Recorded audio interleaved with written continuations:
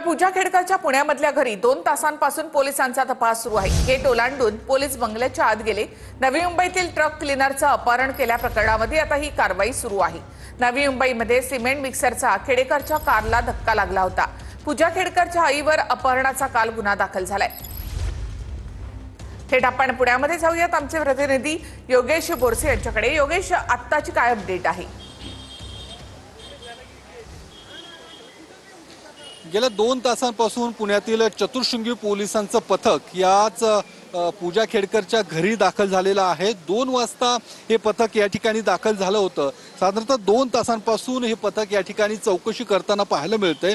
अद्यापही हे पथक आतमध्येच आहे आणि काही वेळापूर्वीच या ठिकाणावरनं पोलिसांनी गेटवरनं उड्या मारत आतमध्ये प्रवेश केला होता, कारण हे गेटच्या आतमधून कुलूप लावण्यात आलं होतं आणि पोलिसांकडून जो शोध सुरू आहे, अर्थात मनोरमा खेडकर आणि दिलीप खेडकर या दोघांचाही पुणे पोलिसांकडून शोध सुरू आहे। कारण मनोरमा खेडकरच्या विरोधात पुण्यातील चतुर्शृंगी पोलीस स्टेशनमध्ये गुन्हा दाखल करण्यात आलेला आहे। कारण चतुर्शृंगी पोलीस ज्यावेळी या ठिकाणी आलं होतं त्यावेळी त्यांनी एकूण सरकारी कामात अडथळा आणणं किंवा पोलिसांच्या अंगावरती कुत्रे सोडणं या सर्व गंभीर आरोप या खेडकर कुटुंबियांवरती लावण्यात आलेला आहेत आणि त्यामुळे पोलीस आता या खेडकर कुटुंबियांच्या शोधासाठी थेट या ठिकाणी बंगल्याच्या आतमध्ये शिरलेला आहेत।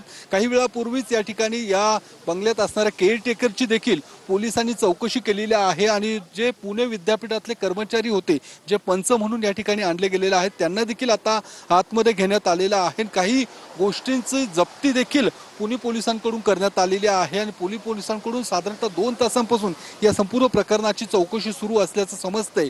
कारण 13 सप्टेंबर रोजी नवी मुंबईजवळ जो काही अपघात झाला होता, त्या अपघातामध्ये याच खेडकर कुटुंबियांची लँड क्रुझर गाडी होती, ज्या गाडीमध्येच याच ट्रकचा जो अपघातग्रस्त ट्रक आहे त्या ट्रकचा हेल्परचं अपहरण करून आणल्याचा आरोप या खेडकर कुटुंबियांवरती आहे आणि या बंगल्यामध्ये त्या हेल्परला आणल्यानंतर त्याला मारहाण करण्यात आली, त्याला दमदाटी करण्यात आल्याचा आरोप देखील त्या ट्रक मालकांकडून करण्यात आलेला आहे। आणि धन्यवाद योगेश, एकूणच माहितीबद्दल। तर पूजा खेडकरच्या पुण्यातल्या घरी 2 तासांपासून सध्या पोलिसांचा तपास सुरू आहे।